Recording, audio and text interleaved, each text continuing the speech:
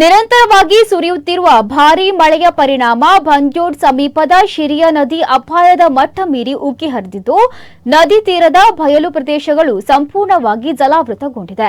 ಪ್ರವಾಹದ ನೀರು ನದಿಯಿಂದ ಸುಮಾರು 500 ಮೀಟರ್ ದೂರದಲ್ಲಿರುವ ಪುರಾಣ ಪ್ರಸಿದ್ಧ ಶಿರಿಯ ಸೀರೆ ಶ್ರೀ ಶಂಕರನಾರಾಯಣ ದೇವಸ್ಥಾನಕ್ಕೂ ನುಗ್ಗಿದ್ದು ಕ್ಷೇತ್ರದ ಪರಿಸರ ಸಂಪೂರ್ಣ ನೀರಿನಿಂದ ಆವರಿಸಿಕೊಂಡಿದೆ.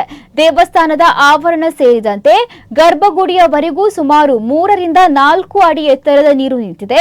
ಪ್ರತಿಕೂಲ ಪರಿಸ್ಥಿತಿಯ ನಡುವೆಯೂ ಕ್ಷೇತ್ರದ ಪ್ರಧಾನ ಅರ್ಚಕರು ನೀರಿನಲ್ಲೇ ತೆರಳಿ ನಿತ್ಯದ ಬೆಳಗಿನ ಪೂಜೆ ಹಾಗೂ ಧಾರ್ಮಿಕ ವಿಧಿವಿಧಾನಗಳನ್ನು ಭಕ್ತಿಭಾವದಿಂದ ನೆರವೇರಿಸಿದ್ದಾರೆ.